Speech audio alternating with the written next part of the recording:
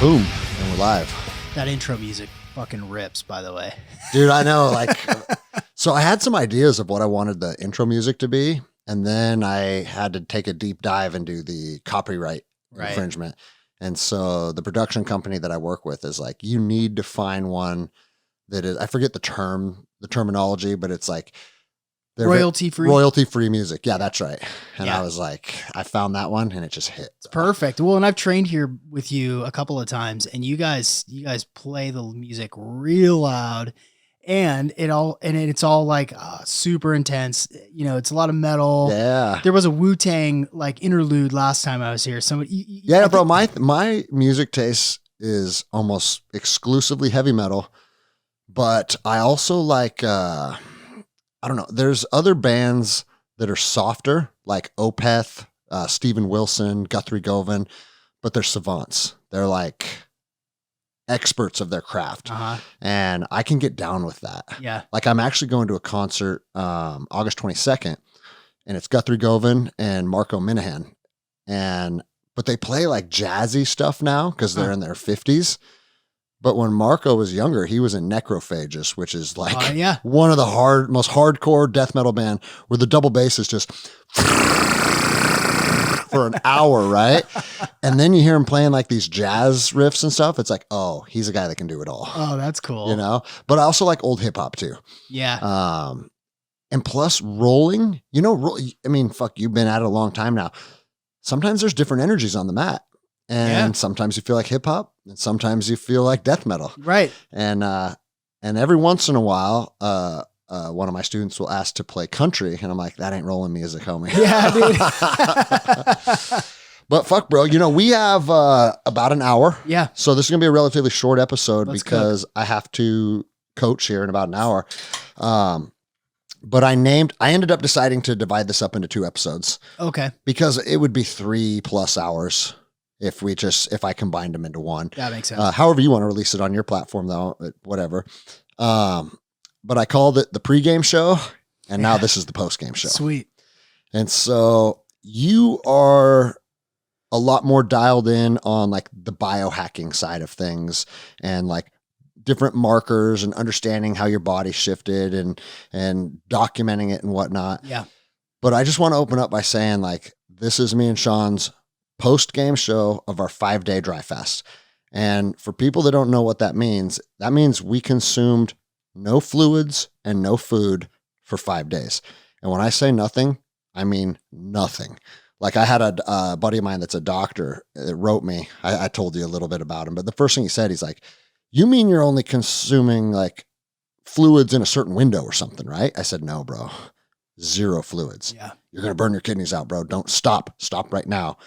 And I was like, and here's the thing that sucks about it. He's coming to me from a place of concern. Yeah. I don't want you to put yourself in danger. Right. Yeah. And he's a physician. So I felt kind of bad being like, no, bro, I'm doing it. Well, and like you said, he's a physician that's on the level, right? He's not a physician who's, you know, been practicing medicine for 40 years and has like boomer wisdom.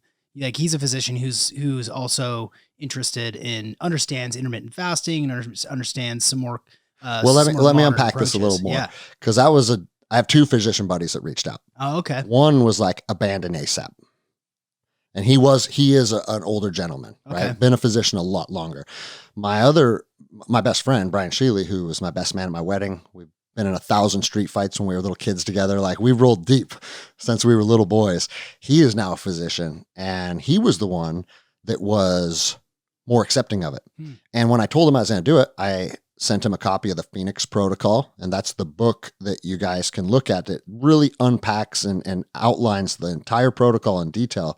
And he read it and he goes, I'll tell you what, I don't know if I'm in yet, if I'm sold, but the guy that wrote the book understands medicine very, very, very well. Yeah. He goes, his lingo and the terminology and how he breaks down science. He goes, this dude gets it. Yeah. And that makes me that gives a higher level of comfort. This isn't woo-woo shit. This guy knows what's up. Yeah, this is not like breatharian hippie shit, surviving on rocks in your mouth, staring at the sun. Yeah. It's not like that.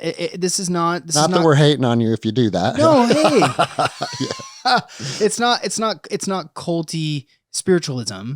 This is science based on doctors Filanov and Shenikov from Russia. Yep. And their studies over decades that was basically translated both linguistically and also practically from August Dunning, he grew up in a medical family. I think his father was a doctor, but he didn't really get into fitness and wellness until he was like in his 50s. Okay. So he was like standard American diet, unfit, unexercised, and was like, oh, well, his backstory is actually pretty fascinating. When you buy the book, I would also suggest you go to the YouTube channel and look at his videos. They're between 2 and 6 minutes, and there are a bunch of them. And if you start in sequential order at the oldest videos, you can actually watch him age backwards. When he starts doing videos, some Benjamin Button shit for real, like swollen, like kind of funky mouth, bad skin. And then he started to implement this protocol and just go all in on it. And again, like his origin story is kind of interesting and what motivated him to do it. But over time, he looks better and better and better and better. And he's literally aging backwards. And so that I think that's a key point, is like, this is not new. This is not untested. They've been doing this in Russia for a long time. We know that the Russians go hard. Right. Yeah. We know that they test the most gnarly shit first. Bro, my one of my coaches is Russian. Yeah. And I went in the sauna one day and it was 260 and the light had melted. I said, Igor, of course his name's Igor, right? I fucking love this dude. And I said, Igor, I love you, brother, but I think 260 is where like the wheels fall off. Yeah. But it just supports what you're saying, your right? Skin's melting off your fucking flesh, dude. Yeah. No, that is a great place to start. And let me say this too, because I said all this to my first buddy, physician buddy that I referenced. And he's like, bro, the stuff out of Russia, it doesn't have validity and you can't trust them. And like, it was met with like pushback almost immediately because it was Russian. And I told him, I said, well, how about this though? I bought another book called 20 Questions Answered on dry fasting. And it's written by a woman who went to like these different summits. And they said that there's people from the Netherlands, from Germany, and all over Europe would go with Dr. Filanov and put themselves through his protocol. And you're going to be shocked to hear this. They all saw benefits from it as well. So it's not just these two isolated doctors. A lot of other people have like vouched for the validity of it, you know? Yeah. And in that book, it breaks down some of the earliest literature on fasting, on dry fasting. And I forget the specific conflict, but it was like literally like the 1800s or something. These Russians were prisoners and they were being subjected to these very, very harsh treatments. And they were going periods of time with nothing. And then they were starting to find that their health was improving. Wow. And that's when that was like some of the oldest literature that's like, hey, actually going without food and water, these people are showing some improvements. What's going on here? Right. Well, and it makes sense. And you know, from the biohacking world and the nutrition world, you know, the popularity of intermittent fasting, the popularity of what most people think of as fasting is like a water fast. Yes. You know, when people say, "Oh, I'm going to do a 3-day fast," it's like, well, no, you're not. I mean, and I've totally flipped my position on that. Are you anti-water fasting now? I am. Yeah. I am. And the reason is because I have done, you know, I don't know, 15, 20 different water fasts. I've probably done 10. Right? 3 days, 5 days. And I felt like dog shit. Yes. Every single one of those. Headaches, discomfort, swelling, cranky. And it was hard in a different way. And it's explained in the book what happens. There's a gluconeogenesis reaction. And I'm not going to try to understand all the biology and all the terminology for how this works and with this cascade of effects. Go read the book. Read the book. But one point that he did make that I think is pretty easy for even guys on our level to articulate is he said, if you do a water fast and your body goes into autophagy and it now needs glucose, right? Your body always needs a certain amount of glucose, that it starts, if there's water present, it can pull the glucose out of the major muscle tissue. Muscles. And that's going to cause atrophy of your muscles. Whereas if water is not present, that chemical, whatever chemical reaction has to take place to break down muscle tissue cannot occur. Right. And bro, I'm 195 today. Like I'm back. You're back fully? I'm full weight, bro. You're back to that's where you started, was Back to start 195. weight. Yep. I'm still down. I'm still down 7 pounds. Okay. Which is funny because I got back up to 182 yesterday. Yep. And then I got on the scale this morning and I was back down to 180. So I started at 187. Bro, I'm not going to lie. And we're kind of jumping all over the place. So we promise you guys, we're going to take it back to chronological order. Yeah. But I could do this around my legs, bro. And I got big quads. Like I did that around my legs and it scared me. Wow. And for those of you that are just listening, I'm saying like using just my hands with my middle finger and my thumbs to make a circle, I could get around, not the biggest, meatiest part of my leg, but down towards the end of my quad, which I normally can't do. And I was like, did I fuck my muscles up? Right. Did I fuck myself up? Like, fuck my kidneys. You know, like, am I going to be tiny and weak? And Jenny goes, I think your muscles are just like a raisin. They'll probably reflate once you put fluid in them. And that's exactly what happened. Yeah. Yeah. I'm going to go, I need to go re-up on some creatine because I usually take that. And I don't have any, so I have to go get that back. But I think that now, you know, today going forward, as I sort of re-implement the creatine, like my muscles do feel smaller kind of everywhere. Yep. But I think that I think I'm still hydrating. I think that I'm still in that recovery. I think that, you know, now 3 days out, our bodies are still adjusting For sure, bro. from that 5-day period. So we want to go chronological, right? Yeah. So I think the first thing to do is, not everybody consumes podcasts in part 1 and part 2 like they're supposed to. And so if you want to hear more about going into it, it's literally last episode. But just the reason that we did it is because of your body will go into autophagy and eat dysfunctional cells and really basically cannibalize your tissue, focusing on all of your dysfunctional tissue, even your dysfunctional mitochondria. And then it goes through a regenerative process by dumping a lot of stem cells into your system and rebuilding your body. And it's kind of I guess you would call it like a longevity hack. Yeah. Right? Well, I mean, that's why and I'm sorry to jump in, but that's why it's called the Phoenix Protocol, right? Is because you are starving yourself to go back down to the base layer. Yep. To get rid of, and there's so much more to it, right? There's a DNA upgrade that happens. There's an intracellular, so inside the cell, which is really hard to do to clean that shit out. It goes into the cell and cleans out all the free radicals and all the nasties that hang out in your cell. It starves and removes senescent cells, which are basically zombie cells. They're dead, but they're still around.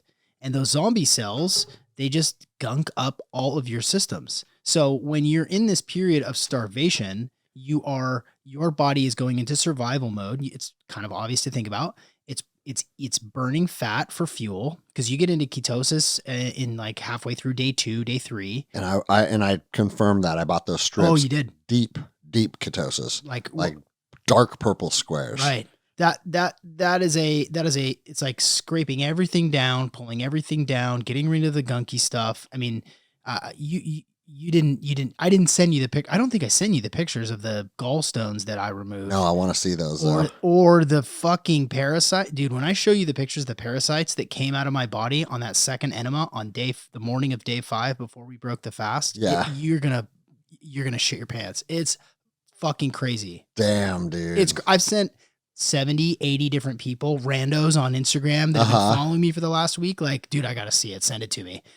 People all over the world, like, dude, I've been following you. I got to know. I got to see it. And when I send it to them, they're like, what the fuck is that? Bro, I want to send those to my buddy that's a physician. Yeah, I'll send it. Because here's the reason I want to send it to him, because the book said that's a byproduct. If you have gallstones and you dehydrate the fuck out of your tissues, your body will naturally push those gallstones out. Right. And then it happened.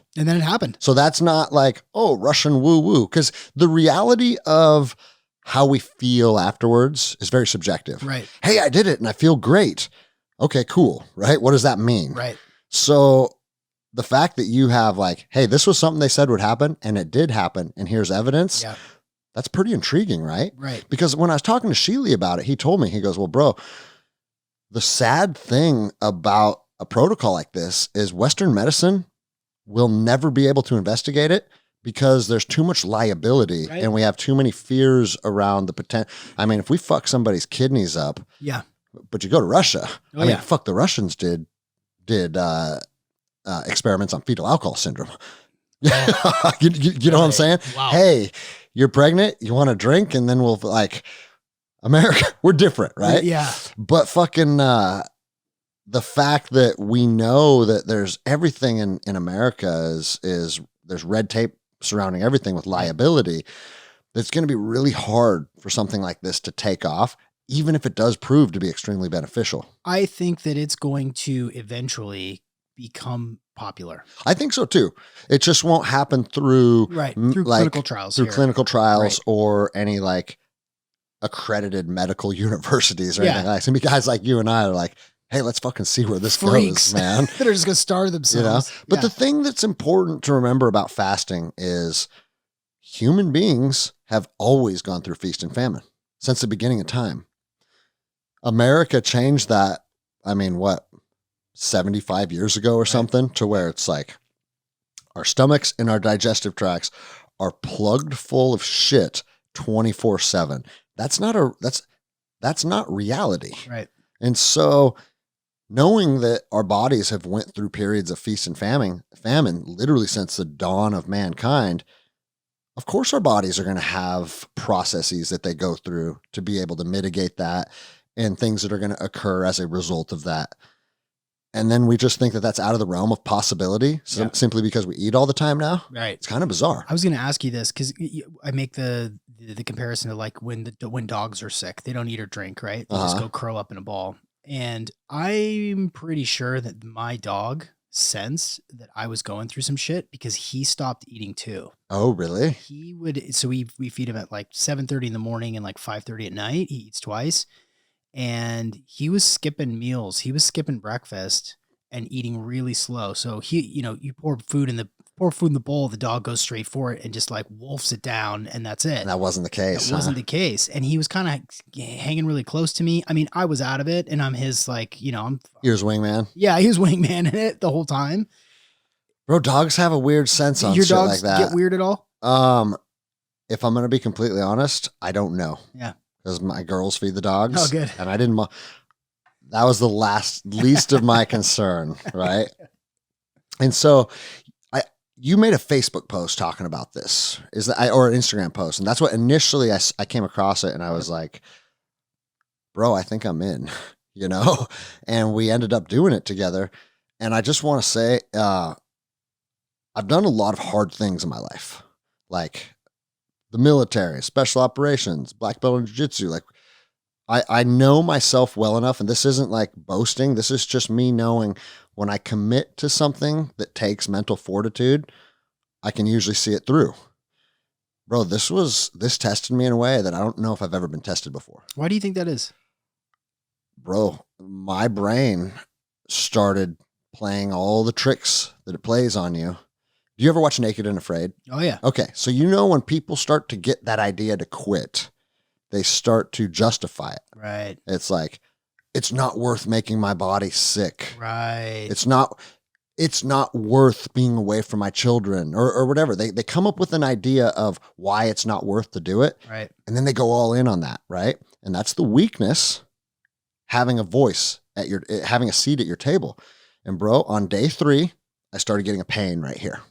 And I'm pointing to where my stomach is located, but I don't know exactly where all my organs are at, right? So I FaceTime Sheely, my doctor buddy. I said, "What's right fucking here? Because it hurts, bro."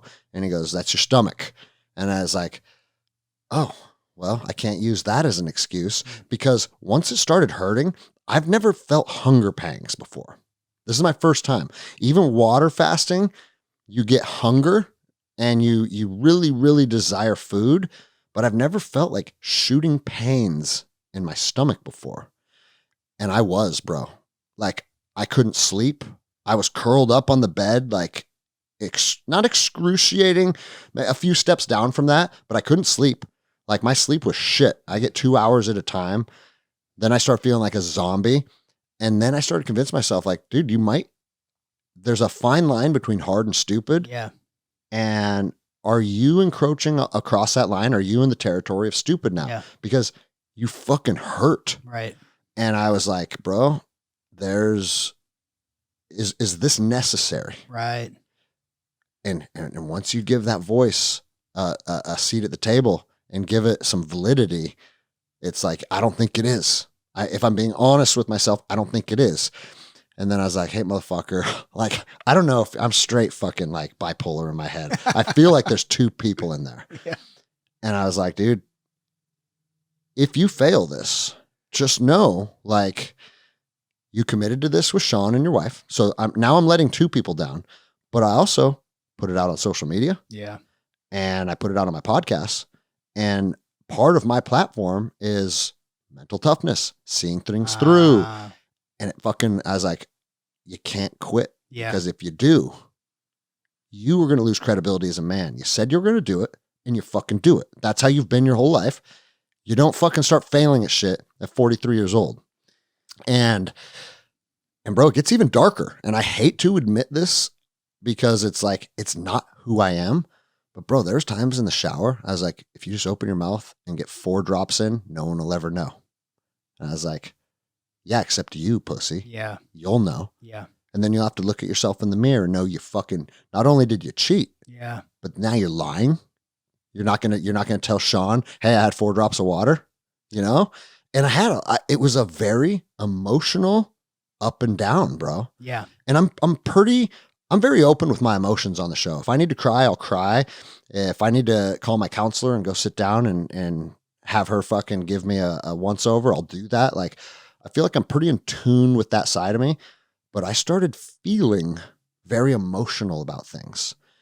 I wasn't like bursting into tears, but you know that feeling of welling up, like right before the tears come? Oh yeah. Everything was kind of bringing that out in me. Yeah. And then on Saturday, when it was the failed assassination attempt, bro, that hit me. Dude. It hit me. It made me sad. It was surreal. And it wasn't just sad because it's like, I don't want to see Donald Trump get killed. I'm voting for Donald Trump. You know what I mean? I'm very open about that. I think he's the best candidate who we have right now. But with that said, I've never attached like if I see a celebrity die or someone on TV that I don't know, something tragic happens to them, like I can feel like sadness or try and somewhat like put myself in a position where I understand where they're coming from or whatever it is, but I don't cry over shit like that. Bro, I was on the verge of tears over this. Yeah. Now, is that because of the fast, or is it because that was just a really, really, really dark occurrence for our country to face? I'm not quite sure. But after that, I noticed that I didn't have great control over my emotions. And I forget who it was, but one of my female friends was like, congratulations, you know, it's like to be a girl now. You know? Right. But so day 3 was really hard for me. That was the hardest day for me too. It was really, really hard for me. Yeah. And that day 3 is when I had all of the what ifs. Are you doing the right thing? You could quit. And then day 4 was Saturday, which was the day that Trump was shot, I should say. And then I'll tell you one thing that helped me is how you had said that the data suggests if quitting on day 4 can actually be detrimental to your health. Yeah. Because your pancreas starts to go through a change. And if you stop that mid-process, it can actually fuck your pancreas up. Yeah. Now, again, I don't know. That's what the book says. I'm not saying that that's necessarily true or not. But having that in the back of my mind, day 4, can't quit on day 4. Right. I'm not going to test that theory. Yeah. And then day 5, we're fucking there. I think it's very, very, very uncommon for people to go from never doing a dry fast to doing 5 days. And I looked at it. I looked at the YouTube comments, and I looked at a whole, like, there's a couple of forums. They're really obscure, but most people do start with 3 days. You start with 1 day and then you go 3 days, and 3 days is really, really hard. Yeah. But when you realize that when you surpass that third day, it's like, okay, if I just like cave a little and have a glass of water or eat some food here on day 4, I'm going to potentially damage my pancreas, and I'm going to stifle the beginning of that stem cell release that's coming from my femurs, which who doesn't want free stem cells? This is what we're doing it for. Exactly right. Like what then? And I think so. The fact and the fact that it was this hard is not a surprise, I think. But the fact that you had 2 accountability partners, you had huge, right? And there was a no turnaround point at day 4. Yeah. It was like, okay, I can go 24 more hours. I can go 36 more hours. I can go. It was the hardest day for me too. And I, I tried to keep myself pretty busy. Like physically I was okay. But I was in and out of the ice barrel, 6-7 times a day. I was all the time. The ice barrel was life. It was perfect. There was one night when I took 4 baths. Yeah. And let me unpack that for people, because like, why are you taking a bath? Well, I had some people tell me on Instagram, well, you're sitting in a bath, so you're absorbing water anyway, so it's the same as fucking drinking it. And it's like, okay, doctor. All right. According to the studies, consuming water, having water enter your digestive tract in any capacity is what can mess up all the things that we already spoke about. Right. However, your body can absorb very, very minute amounts of water into your skin if you sit in water. And it can it doesn't fucking hydrate you, I'm here to tell you, but it's like just the tiniest bit of relief. It's refreshing. Right. Right. Yeah. And that night I was literally holding my stomach, and I got up like every 2 hours, and I'd get in the bath, and then I'd get out, and I feel like it would bring me peace for like a half an hour. Yeah. Well, bro, that's like fucking like something they would do as like cruel and unusual punishment. Yeah. Wake you up every fucking 2 hours and put you in cold water. Put you in the bath? Oh, you would take a cold bath? Well, it wasn't cold. You take a tepid bath, or would you take a hot bath? No. I would take just the temperature of the ice barrel, whatever that is. But it's July. So, I mean, it's not cold. It's probably high 60s or something. I don't know. Yeah. So there's a distinction. There's such thing as a hard dry fast, which is no water touching your body. You can't touch the water at all. Okay. Right. That would be fucking gnarly. Here's another little detail to this. So when they're using this in a therapeutic way, so if you're starving cancer cells, I mean, you literally are starving cancer cells through this process. In Russia, anything beyond 5 days, you do at like a clinic under observation. Yeah. Okay. Right? So that's a whole thing. And then a hard dry fast, which is not even touching water, which is this, I can't even imagine how hard that would be. That would also be observed under, clinical observation, so that you don't go into cardiac arrest. The other 2 things that I was thinking of during this process was, okay, I have an Oura ring that's tracking my heart rate. So I know, like, if my heart rate goes up above 120, then they said terminate the fast. It didn't. It didn't get above 80. I didn't check mine until the last day, just because we're both athletes. I have an understanding of where my heart rate's at, right, just based on a lifetime of training. But I didn't check my heart rate till the last day, and it was at 64 or something. Yeah. So I was like, okay. Yeah. Whatever. Because they say that a lot of people's heart rate will spike as a result of this. Also, you can also get a fever, and your temperature will spike. When it came to those things, my body handled it pretty well, I would say. I mean, I didn't notice I didn't problems. Get any fevers. I wasn't, I mean, it was a hot spell here. It was warm outside, but I slept in the tent 2 of the nights, outside. Oh, did you? Yeah, which was kind of nice. I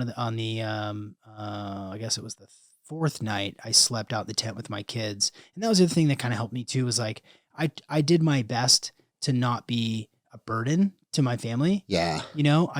I looked like shit. I sounded like shit. I was having a hard time getting around. I couldn't focus. Both of our videos when we were mid-fast, just go. It's only been 3 days. Go back and watch those. They're fucking Walking Dead, bro. Sunken eyes, frail, hunched over. And one thing that I found interesting is, like, a lot of the literature said like, hey, by day 4 and 5, you're going to get this big boost of energy and you're suddenly going to feel better. And I was just waiting. You never got it? I never got it, bro. See, I got it at day 4. Okay. I never had that like big boost of mental clarity that they spoke of. Like I was pretty fucked up the whole time. Mm-hmm. Like on day, I don't remember if it was the evening of 4 or the morning of 5, we ended up going to the grocery store to like, oh, let's stock up on coconut water, right? And I'm pushing the cart and Jenny's like, babe, you look like shit. Do you want me to take that cart? I said, I'm using it as a walker. Yeah. Not a chance. I'm not you have to fight me to take this cart away. Like my wife wouldn't let me drive. I was like, I'll just go to the store by myself and get stuff for Sunday. She's like, no, you're not. Are you serious? Way. Bro, look at you. Like, no way. I'll tell you what though, so we broke Sunday. We went Tuesday evening to Sunday afternoon. And then we, let's see, it would have been Monday. Monday. Bro, I taught jiu-jitsu and I fucking felt not my body. My body wasn't back, right? But my mind was sharp, bro. It was like, oh, we're back, dude. Thank God. But just like how I like to teach here, part of it is obviously a curriculum, and then part of it is charisma. Part of it is interacting with students, answering questions. Just your delivery is part of being a coach. Sure. And sometimes you're on and sometimes you're off. And dude, Monday, I was like, that's one of the best fucking blocks of instruction I've ever taught. Really? I felt sharp, bro. My body wasn't back though. Were you demoing? Oh yeah. Fuck yeah, bro. Yeah. Wow. But demoing with my good Ukis that like really meet me where I need to be met, you know? So I was able to show the moves. I haven't rolled yet. I'm still not going to roll tonight. I'm not either. Nope, not interested. And here's the thing. Could I roll? I feel like I probably could, but I have nothing to gain and potentially a lot to lose by overstraining my body when like, I mean, we were just talking about when you walked in, you're pissing constantly today, right? That was me yesterday. I'm not exaggerating. I bet I took 20 pisses yesterday. Yeah. And Jenny's like, is everything okay? I was like, I don't know. All I know is that I'm drinking a lot of fluids and I'm pissing a fucking ton. And it might just be because our body was so used to pulling that intercellular water and expelling it. Yep. Because through the duration of the fast, I took probably 5 big pisses a day, like full normal pisses. Really? That much? Dude, I was pissing. I mean, I pissed 20 pounds out, I guess. Yeah. You know? And that's interesting to me. So let me. Did you not piss much? I didn't quite as much. Okay. And so, bro, it never turned really dark. It didn't? It turned like pretty bright yellow, almost like, not like vitamin B pisses. Yeah. But maybe half of that. Kind of orange. Like not quite orange. Not quite orange, bro. Dude. Well, I have, because I'm that guy, I pissed in a pickle jar and saved it. I know you sent me photos. Froze it. And then what's the point of freezing it? So when you freeze it and then you thaw it out, you get basically like a gradient of stuff, and what is likely free radicals, toxins, and probably heavy metals as well, and maybe senescent cells settle to the bottom. So there's a layer, like a gray layer of sludge that settles to the bottom after you freeze it and then thaw it. Okay. And I wasn't pissing that much, but it was brown. It was like iced tea, almost like, that's like weak coffee color. That would fucking spook me, bro. I wonder, what about your body made it that you were peeing that much? What about your body made it so that it never turned that super dark color? I'm not saying like you're cleaner or, have more toxins or whatever. I don't know, but I think it would be interesting. The other thing that I was thinking about for you too is, with the training and the deployments and MMA, what did it do to your brain? Like how much cognitive improvement did you get that could be measurable? Like, did it clean up, senescent cells in your brain? Did it clean up your blood-brain barrier? Like, you may have, because that's all part of what can occur. Right. Yeah. Like, did you just like save yourself doctor's bills, or fucking dementia? Exactly. In your 80s and 90s. I think So the headaches and stuff that you got and the insomnia, I think that was a result of a massive cleanup that was happening. Oh, wow. Both cognitively and physically. Well, that's a good point, because one thing that the literature does say is the areas that start to go under repair can ache. Right. Right. And bro, it was literally it wasn't the last night. It was the morning after. Bro, I got a fucking like a bad pain right here, right? And it was the next morning, and I was like, fuck, man, like my fucking like down right above my dick is hurting. And Jenny goes, you mean where you just had hernia surgery? And I was like, I went and touched it. It was the exact hernia site. Wow. Exact hernia site. And I was like, well, I don't know how I feel about me not being able to make that correlation, but but luckily my wife did. But the reason I didn't make the correlation is because, bro, I got that surgery and I went through the healing process, and I have not had one issue. And I want to say that was February, right? And so I haven't felt any pain there. Interesting. And then it started hurting again. And I'm again like, hey, your body recognizes, hey, there's a little more repair that could take place here. Yeah, scraping all that scar tissue, cleaning up all that. Like, well, bro, and if you look, I don't know if you can see it here, but like those are my hernia scars. You see, there's two little ones. Okay. They just cut this far. Yeah, that's and put a robot arms inside of me, and then the guy had a mask and a joystick. It's laparoscopic robotic surgery. Okay. And they turned like bright red. They did during the fast. Wow. Yeah. Because I was showing Jenny, I was like, look at this. And she's like, whoa, like I haven't even been able to see your scars anymore. And they're back. Cleaning up. And so, and again, like, I don't know what their back means, but your scar tissue becomes more noticeable. The other thing is my knee here, I have a gnarly scar over the top of it. Yeah. And dude, I think it cleaned that up too. Yeah. And maybe smaller. Or, yes. Just less pronounced. Less visible or less visible, rigid and hard tissue. Both, really? bro, both. Because I had surgery across the top of this knee. As you knock it against the table. I know. And it was like it looked like a fucking shark bit me, bro. Huh. And it's just different. Yeah. And so I remember you saying these things. And bro, you also have to be, I'm not above admitting like, is this real or is this in your head? Yeah. Because I ask myself that very often about a lot of things. Right. But the scars, it was fucking real. Because when I showed Jenny, she's like, whoa. Dude, I wish that you would have done the enemas. Fuck, dude. I mean, so I'll tell you why. I almost hassled you about it. I almost like called you on day 5 4. or day 4. Day 4 bro, and day 5. You did it and you told me that all that shit came out of you. So I bought one. Yeah. And I'll tell you the truth. It wasn't initially. I was like, bro, I don't feel like sticking that thing up my ass. Yeah. But by the time it arrived in the mail, bro, I was so fucking like weak and frail. The thought of laying on the bathroom floor and it's just like, oh fuck no, man. Yeah. And so it would have added another layer of evidence, physical evidence, you know, and, you know, you could have also, you know, shat into a strainer and sifted it out like I did. Well, I did. Oh, you did. So Sweet. So this was literally within an hour of drinking that coconut water. I took a gigantic fucking shit, but my shit was just like dried out gravel pellets. Right. Yes. Right? Yes. And so I think I did a good flush by just introducing a lot of fluids. I think I drank more than I was supposed to. It was supposed to be like 16 ounces over an hour or something. I was just like, gulp, gulp, gulp. I don't give a fuck, dude.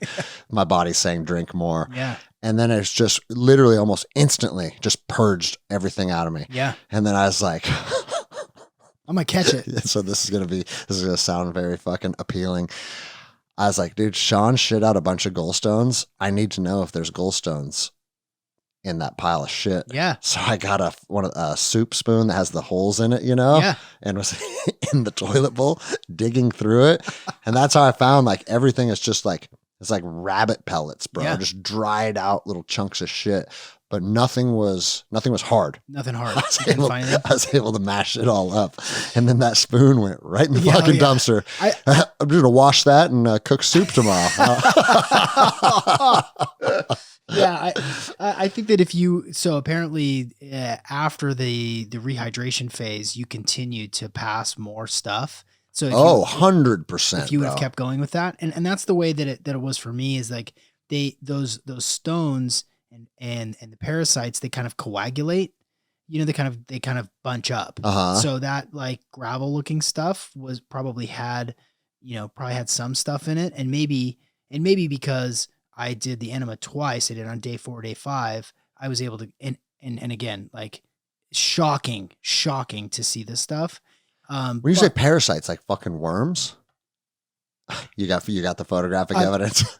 I'm like, they look like bugs. The fact that that's in you is horrifying. And but that shit's in everybody, right? They're in everybody. Yeah. What do they say? If you have a pulse, you have parasites. Yeah. They're in everybody. And there's lots of different kinds. There's like 4 or 5 different categories. And then there's like another 10 or so different subcategories of those categories. There's like flatworms and tapeworms and all sorts of flukes and stuff. Some like are good to have, right? Well, some are terrible. They're doing a job, right? So they're sequestering heavy metals out of your system. So yeah, they're doing a service to a certain extent, but you don't need all of them. Yeah, fuck you. Get out of me. You don't need 1,000 of them. Yeah. Hanging out in your liver and hanging out in your gallbladder and your kidneys and in your gut. So flushing them out, and especially since we've now reset our gut microbiota. So isn't that fascinating? So bro, amazing. The way that I knew that I reset my gut microbiome was as soon as I started. So day 1, once we started refeeding, I did bone broth and yogurt, and then just a few blueberries, but like we weren't supposed to do any hard foods. So I was like, I want some blueberries. Fuck you. Right. Then day 2, it was more of the same. A lot of bone broth, yogurts, and then I drank a kombucha. Yeah. And bro, anything that has like healthy probiotics tasted better than sex. Yeah. You know what I'm saying? Yeah. It's like, oh, plain Greek yogurt. This is the most delicious thing that's ever touched my tongue. Yeah. Oh, a kombucha.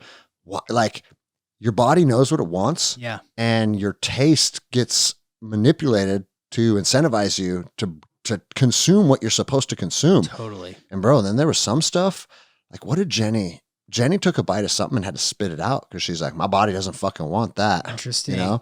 Did the whole inside your mouth get really sore? It happened to both me and Jenny, and it's not back yet. Like if I rub my tongue on the roof of my mouth, it's like sore. I not on the first day, but like your hard palate, you mean? Yeah, and my tongue. And it happened to Jenny too. And she said certain foods were just like so repulsive, and foods that she normally likes. The other thing that my body was just dying for, and this wasn't until day 3, was fats. Yeah. Like we got some guacamole from Whole Foods. Yep. And bro.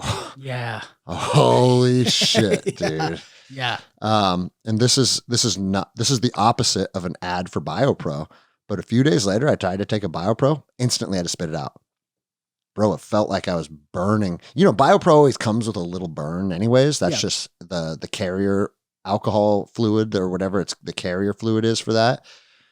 But because my mouth is sensitive, it was instantly spit in the sink. I was like, oh, fuck, dude. Yeah, I had my first dose of BioPro this morning. Did it any difference? I mean, it tasted way different than I was used to it tasting, for sure. Like it actually wasn't as bad. It was actually more palatable for some reason. Okay. But I just did it this morning, and I'll probably take the Quarter Sleep tonight too, just to kind of catch up on some of that sleep as well. But yeah, the moment, like, and I talked about this on my podcast. If anybody wants, and I went off. I recorded a podcast on the back porch, on the refeeding day on the. Oh, you did? Okay. Yeah, just as give a shout out in case. Yeah, so it's Optimal Performance. You can find it. It's everywhere. It's got a green album cover. You can find it really easily. So I went deep into the spiritual experiences that I had, because I had a couple. Okay. And we don't need to spend the last 15 minutes of me talking about it. Give a quick recap though, because I think it's interesting for sure. Well, in a nutshell, I've been meditating since I was 12 years old, really consistently, and from about 17 or 18 to today, I find at least 5 minutes to sit and meditate. I had such a hard time sitting and focusing on my meditation technique the whole week. Like from day one, it was like, man, I can't settle in. I can't, my brain is not getting into that state. I can't get into the zone at all. And it was on the morning of day 4 where I woke up at like 4 o'clock in the morning. My wife and kids, maybe I slept in the tent on day 3. I think it was definitely the morning of day 4. My wife and kids were out in the tent. So I was in the bed by myself and I woke up at 4 and I'm like, I'm not going back to sleep. I'll just wake up. So I turned the TV on to watch some soccer and I was like, this ain't it. Turned it right back off, sat up, started to meditate. And I was like, I'm going to get into my zone. I was so intent on getting into a state because I'm not awarded this opportunity very often to be just clear of everything, Yeah. starved and meditating. So I sat and I sat and I sat and I did my technique and I did my breath and I did my gratitude and I talked to my, crew of helpers and all that shit. And I could not get it. And then all of a sudden I finally get into this meditative state that I'm so familiar with. And it was like a absolute like tornado of experience within this meditation. It went from I can't do it to like pow and noisy and loud and white and enveloped. I was gone. Sean was gone. I was just like a part of this bright white open space that was sounded like fucking chimes and booms and bangs and people talking at probably at this point, 5 a.m. in the morning. But I was so disruptive that I was like, I don't know what to do with this. Like, this doesn't feel even good. I'm not even having a good fucking time here. Like, it's fucking crazy. This is chaos. Lousy. This is like, it's just crazy. It was so outrageous. And so I came finally like stuck with it as long as I could. I got out of my meditation. I started the day, woke up and walked around, got in the ice barrel, etc. And I was frustrated by that because I was like, God dang it. I had this opportunity to do what all the cool monks do, fasting, deep meditation, and I fucking failed. And I felt like I was really bummed out. It wasn't until the next morning as we're driving back from getting all the liquids from the store to do the refeeding where I'm telling my wife about this experience. And I was explaining to her my experience. And as I'm explaining it to her, I get this like sense of humor, this like cosmic giggle, like this big fucking joke that as I was describing it, it was like, you did it. Like, you were there, you dumbass. Uh-huh. You made it into the zone. Yeah. You couldn't handle it. Like, you were in that peaceful place where you were a part of everything, not on ayahuasca, not on any psychedelics. You were just in that zone, starved, and it was overwhelming. And then as I'm describing it to her, I just started to laugh and she's like, bro, like, are you okay? Like, I'm not sure. Is everything okay? Like, you're just like, why is this funny? And I just got this understanding, like, I kind of missed the point when I was there. Yeah. But in recollecting it and describing it to her, it was like, oh, the universe is just kind of giggling at me. You silly dude. Well, bro, it's also, that doesn't surprise me because you were very dialed in on meditating because you've been doing it since you were a little boy, right? Yeah. But we weren't ourselves. So for you to not be able to fall into a normal routine doesn't surprise me at all. Yeah. Like, I couldn't even read. I thought, like, going into it, I'll just read books, watch TV and then pick up some books and like, because anytime you're watching TV, there's a part of me that's like, you're wasting time. And if you're reading books, you're actually like building yourself. Right. And I was like, oh, I'll probably be able to read a lot. I didn't read at all. Like, I got my nose in the 20 questions and answers book a little bit, but I just didn't feel like I could grasp. It was like, you ever read and then be like, what did that page just say? Yeah. I felt like that. And then Jenny told me, she goes, my plan was just to sit on QuickBooks the whole time and knock out all of our business stuff. And she's like, none of it happened. Yeah. It's like, I just didn't feel like I had the cognition to be able to do all that. Yeah, that's a good point. The other thing that I did do, and I text you, but I was the thought of smoking marijuana on a dry fast going into it was like not a chance. Can't have cotton mouth on a dry fast. And then me and Jenny kind of got into it on the end of night 2. And looking back, it's probably because we were both irritable. Oh yeah. And you know, like we're both miserable and we're sitting right next to each other in bed. That's just it's a ticking time bomb. And so it's hot outside. And we kind of got into it. And I kept saying, I was like, I can't believe we're allowing ourselves to fight over anything right now. We know we shouldn't be fighting right now. And I was like, I need to change my brain chemistry, and went out on my balcony and fucking lit up a joint and just hit it a few times. Not fucking, I didn't fucking go to the moon or anything. Maybe I should have, but yeah, I don't know what type of effects that could have on it, because now your body does have to metabolize THC, and it's not going through your esophagus though. It's not a digestion. You're not you are metabolizing something. But I'm saying like doesn't, and I'm completely speaking out of my ass right now. So, but like when it enters your bloodstream and then your body through the lungs goes through the lungs, what is the process of now basically filtering the THC molecules out of your blood and extracting them? I'd have no idea what that looks like. I don't either. And then again, now I'm like, okay, dummy, now you just did something else that's probably going to fuck you up. Well, I can't fathom. My mouth was so dry. I cannot fathom smoking anything. Yeah. The fact that you did that, it's like, how? Like, because I was pissed. I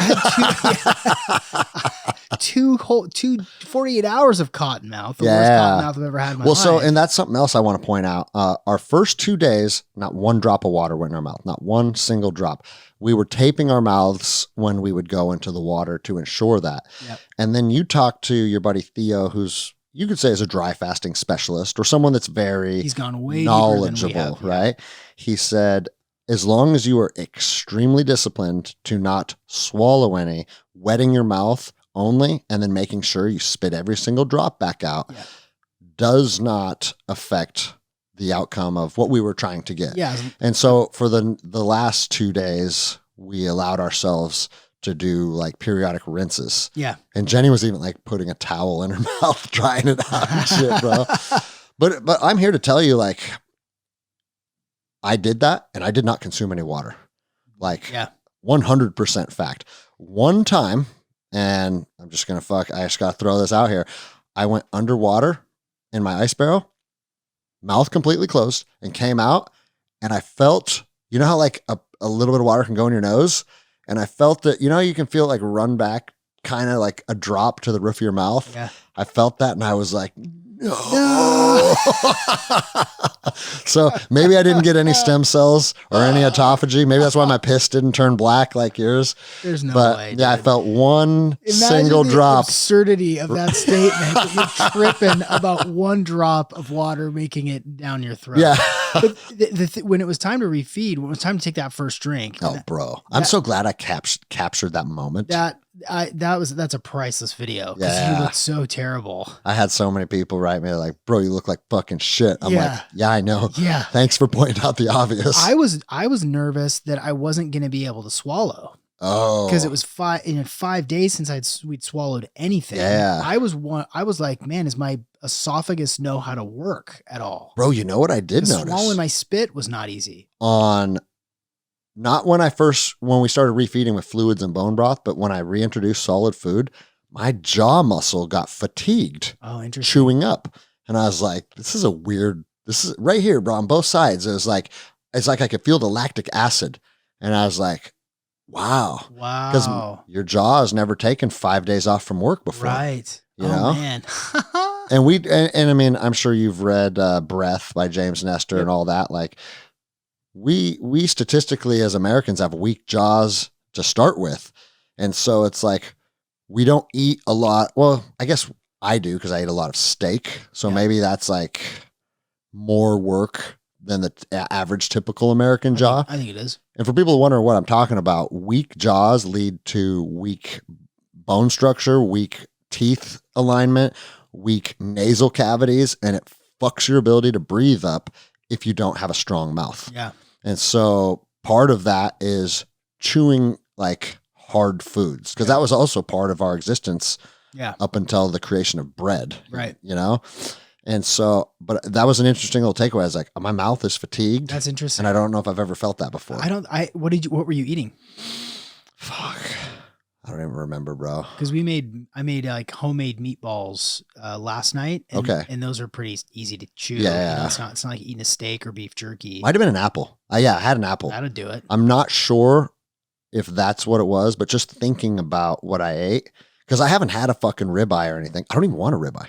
Even Really? now, I'm like, nope, not interested.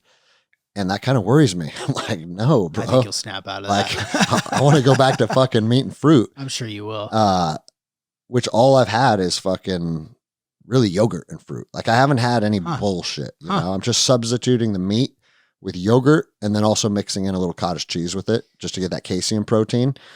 But I'm starting to get at this point now, a full week. I'm starting to worry about like my protein minimums again. Yeah. You know, I'm starting to worry about getting, the creatine back in my system to hydrate my muscles. I'm probably going to go, apparently Costco's gotten this new protein powder. I don't have a first form, fucking hookup, dude. So like I got to go get the Kirkland brand. You got to go get the fucking Kirkland brand with the peasants. Yeah, exactly. But now I'm like, okay, I'm feeling good. And apparently like a week or two of this come out of this process, your body is still generating. It's still like recalibrating your gut, your muscles, everything's kind of coming back on board as it's hydrating. And for a lot of people, it's like 2 weeks of real discomfort and not being able to eat, and the appetite's gone. And for me, like my appetite is back. Well, I noticed that last night. So one reason that I only eat meat and fruit is because I don't have to weigh it.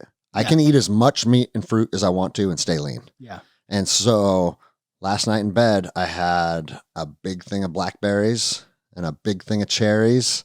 And I was like, I'm just going to fucking eat as much as I want. Yeah. And I sat there and the new Vikings Valhalla just released. Oh, that's right. So we sat there watching Vikings Valhalla and I kind of gorged myself on fruit. Sweet. And it felt good. Yeah. There was like, it was different. My stomach was like, oh, we haven't had this volume of food before. Like I could tell my body was kind of like, hey, what's going on here? But there was no discomfort. Good. And so, and then I literally just had a bunch of fucking blended dragon fruit and kiwis right before I came here. Yeah. And feel fucking great. Yeah. So. So the question that I've gotten a couple times is like, will you do it again? I think, if I'm being honest with myself, at some point I will. Yeah. Right. I will. Yeah. I would definitely do it if I came down with any type of degenerative disease or cancer or Parkinson's or Alzheimer's, because like these protocols have shown to have a positive impact on all of those things. So if at some point later in life, I get diagnosed with some ailment, I'm definitely going this route before I jump in with big pharma. Cause like I've just seen too many people not have any successful outcome with that. With that said, regardless if it's a 5, a 7, or like 11-day protocol, 3, I will be going to like, I don't know if I want to say a resort, but I'm going to go somewhere where I have fuck all to do. I don't have to drive my kids to work. I was driving Siler to work in the morning. I was opening the gym at night. I opened the gym on Friday. You know what I mean? That was the end of day 3. And all of my students are like, bro, what the fuck, dude? And I was like, well, and not that I don't know if those things really made it exponentially more difficult, but I did it. And if I'm going to do it again, I am going to optimize my comfort however I can. Yeah. And you hear about people that when they do these different protocols, they literally like go out in a hut somewhere and like fucking get to focus on you. Right. And it might be a little more boring because the thing is having some tasks to do helped break up the day, because there was lots of periods of boredom, bro. Right. Especially in the night. The insomnia would settle in and it's like, you're bored when you're sick of looking at your phone. Like, fuck this phone, dude. I had that moment too. Yeah, that's what I'm saying. I absolutely did. Well, I did. I had that moment where I'm like, I'm like looking at the phone. I'm like, how long have I been doing this? This is not fun anymore. I did enjoy red lighting that made my body feel good. Oh, nice. I think I got maybe 2 or 3 in, but that makes sense though, because that's charging up your mitochondria. For sure. You know, Yeah. did you notice? Did you enjoy red lighting? Did you do it? I didn't really do it. I actually didn't do it at all. Okay. Yeah. And I don't have the panel. I've got a number of smaller lights. That I I'm trying to think of anything else that would be pertinent to share. I didn't have obviously there was no working out. The book says anything above walking is too intense, right? Yeah. But I was like, I got a lot of mobility routines that I enjoy. And I was like, I could just sit in the living room and just open my hips up and stretch my back out. None of it. No, I didn't. No foam roller, no Theracane, none of it, dude. Well, I didn't want to go. I didn't want to lose my mind being bored, and I didn't want to be a stick in the mud, And so I went on a number of walks. We went to the beach twice. I got into the Puget Sound. Oh, I saw that. I was jealous. A couple of times. That felt amazing. I had a cool little, I had a bunch of fish come up to me while I was out there, which was a weird experience. Yeah. Real weird. I went on a really flat, easy bike ride with my daughter once. It was probably a mile. It wasn't long, but it was just first gear or whatever, low gear, super easy. Yeah. But you can't just sit, because if you sit, then your lymphatic fluid sits. Oh, right? That's a good point. I don't even want to say jump, because jump means that my feet came off of the trampoline, Right. but I would get in the middle of the trampoline and just bounce up and down. That's the perfect thing to do. And again, not enough to jump, but just to move my body. Cause you said that you're like, dude, get on the trampoline and just move. Yeah. And my trampoline's right next to my ice barrel. So those two things were usually paired together. Yeah. I got on the trampoline a couple of times. I have a vibration plate that I do my X3 bar workouts on. So I sit on that and it just goes, it just shakes you up pretty good. And you and I should probably keep doing that, because the lymph is still moving things around. Okay. So for probably the rest of this week, you and I should both probably keep doing trampolines and walks and movement. But no, I think sitting around is probably just a good recipe for getting stagnant, both mentally and physically. Yeah. I'm so excited that I had you to do it with, because Bro, not having an accountability partner would have been tough. it would have been really tough. It would have been really tough. And I knew you weren't going to quit. Thank you for saying that, because I didn't know that. When I started, I knew I'll die first. Yeah. That's how Yeah. Because, I'm in talks with Naked and Afraid. Oh, you are? Yeah, they're interested in having me on. And that's what I always say, I'll have to die first. Because if I go on that show and then show a lack of mental toughness, I might as well shut the podcast down For real. and cease finishing the book. That's a much different paradigm. Jenny there. even said that. She's like, dude, you're risking a lot. Yeah. And it's like, I'm not risking a lot if I fall down and fucking stick jabs me and I get medically tapped. That happens all the time on that show. Right. Hey, if I get hurt, I get hurt, right? Right. But if I'm just like, I miss my bed. Yeah. I'm out of here. Who the fuck is this guy? Yeah, that's it for you, dude. You're done. I know I won't do that though. But I'll tell you this. I honestly think it's just like anything. It's like the first time doing jiu-jitsu, the first time running a mile. Everything is harder the first time. And so I'm hoping, and only time will tell, if we revisit this protocol in the future, I honestly think just having the peace of mind knowing I can fucking do it because I did it. Yeah. That alone is going to erase hours of doubt and confrontation in my own head of, what are you doing, dummy? And I think that'll put me at peace.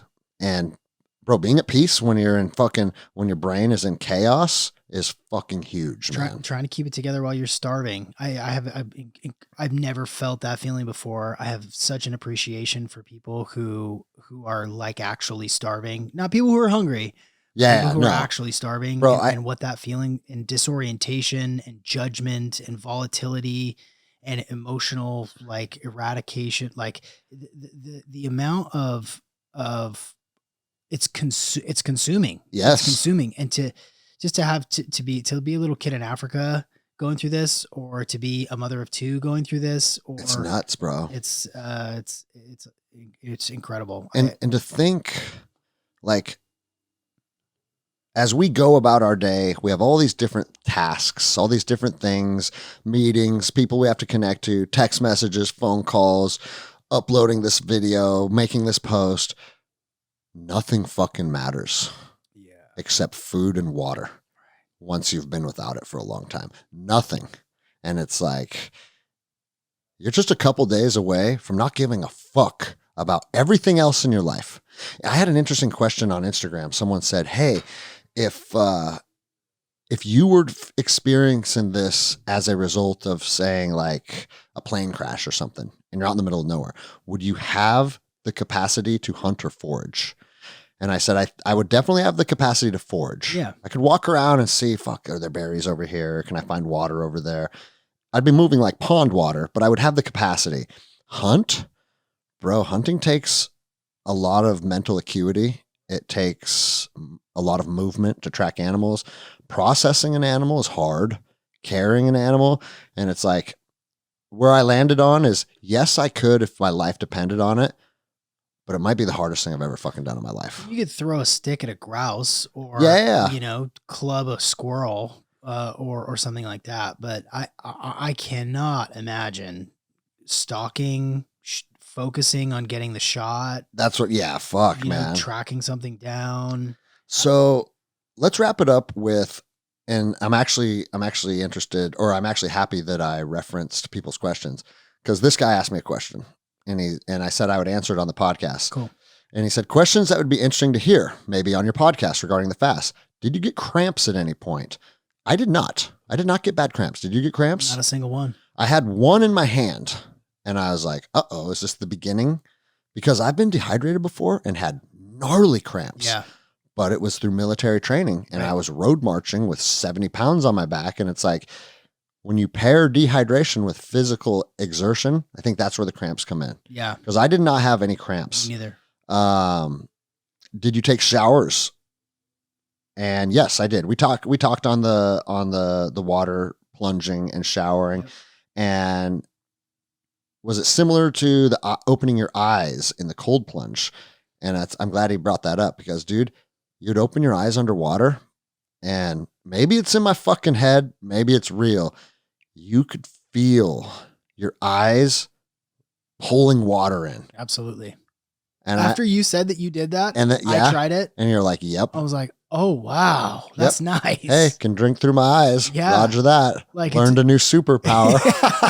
Because bro, again, none of it's going down your throat. Right. So I thought to myself, well, that's probably pulling the water into parts of your body that are separate from your digestive tract. Absolutely. So I'm okay with that. Yeah. And bro, I drank through my fucking eyes. Yeah. I drank through my butthole twice.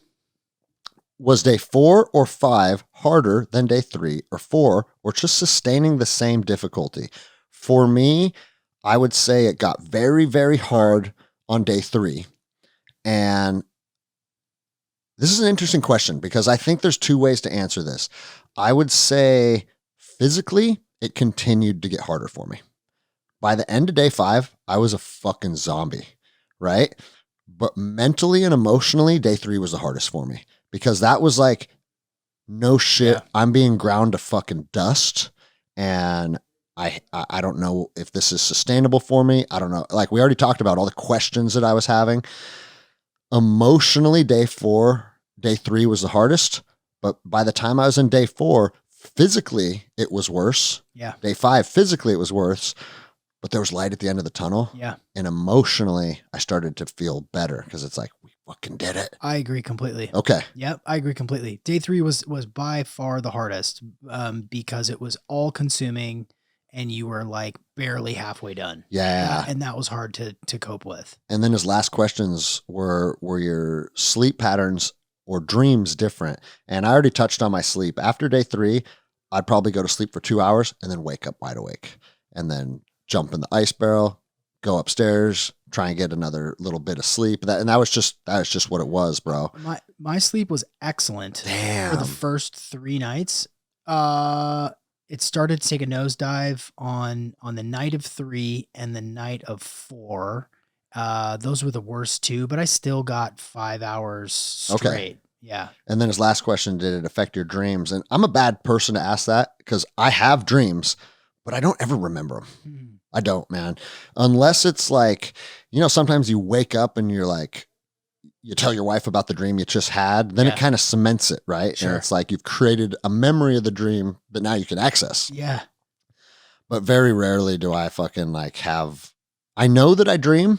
I'm not one of those, I don't dream, right? I know that I do. Everybody dreams. But I have a very hard time recollecting my dreams. Yeah. So to try and answer that question would be pretty disingenuous, I think. My dreams were vivid. They were short, but they weren't like weirder or more vivid. They were short and punchy, and I remember a couple of them, but it was just random stuff. It wasn't like, I'm up in front of the class naked. That one, like I didn't have that dream. The nightmare of being in a fight and trying to punch someone. You have pillow fists. Yeah, slow motion. You can't move your arm. Yeah. Well, fuck, bro. I got to teach here in a couple minutes. So you're probably heading out then if you're not going to train, right? I'm going to go. Okay, I figured you would. I know, like, initially, like, hey, let's train. I was like, because that's just always our default setting. Yeah. And then we think, like, oh, wait, we're probably not ready to. Not yet. You got anything else that you thought was pertinent or you wanted to share before we wrap it up? I think that everybody that's listening right now, just know that this is going to become more popular over the course of the next couple of years. If you are interested in this, don't just dive into it. Like, don't eat and drink for a couple of days. Like, there is some preparation and there is a critical integration afterward that you really have to plan for. Don't underestimate it. Don't be a hero and just go do this.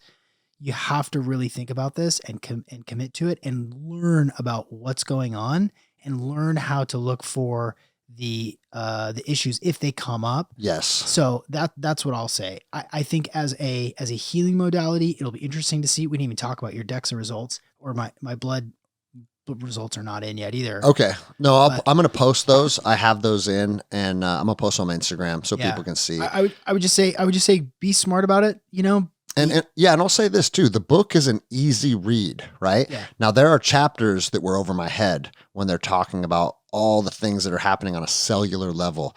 It was over my head. But as far as what you need to do, those chapters are pretty easy to comprehend. Yeah. And it's an easy read. And if you're going to fucking put your body through something like this, be smart. Take the 4 days it takes you to read the book and go into it with a little bit of knowledge, not just, hey, this dude I follow on Instagram fucking starved himself and dehydrated himself, so I'm doing it too, right? Yeah, exactly. You want to know, the last thing I'll say is, bro, on days, like, I want to say it was 2 or 3, people were slinging some fucking shit at me, bro. Were they? Oh, there was a lot of fucking comments, and I stopped reading them. I didn't catch any of those. I didn't have the capacity to fucking like be around negativity. Yeah. But on it was day 3 or 4 when I was on the trampoline, and I looked just a little rejuvenated, right? Compared to the post before that. And then people realized like, oh, he's on the downhill slope. And then there was like a lot more supportive, So I thought that was interesting. Interesting. But like we talk about on the show all the time, you can't fuck the haters, bro. You could be fucking feeding starving children. Oh, bro, a perfect example. I went to Mexico on a mission trip and built houses, and people are like, so you don't want to fucking help Americans? And it's like, bro, people. Oh, no. Bro, fucking people. Oh, I'm helping people. that's so sad for them, dude. And you're fucking angry about it. Oh, It's man. like, Those poor people. that's dude. nuts, right? Oh, they're so lousy. I know. So other than that, man, I want to thank you for just, I don't know if I should be thanking you or being fucking don't angry don't with thank you, me for right? shit, dude. No, but just the opportunity to put myself through this. I never would have thought of this. Yeah. I actually do know another person that have done this, but it's a different, I don't even need to go into that. I wasn't motivated to partake until I saw you doing it. And I was like, oh, Sean is someone that's pursuing health, pursuing jiu-jitsu, pursuing spiritual growth. Like the things we want out of life are very similar. And when I saw that you were going to do it, it motivated me to dive in and think about it. Nice. And it would have never happened without you. Oh, that's cool. And now that it's done, like, of course I'm proud of myself. I'm happy I did it. And, this is like what, your 4th time on the show or something. Yeah. So maybe we get together 6 months. Love it. And talk some shit, talk about jujitsu, but then do a long-term recap and just be like, hey, how do you feel? What were your long-term benefits? Yeah, I love it. So good one. Cool, man. I appreciate you. Yeah, buddy.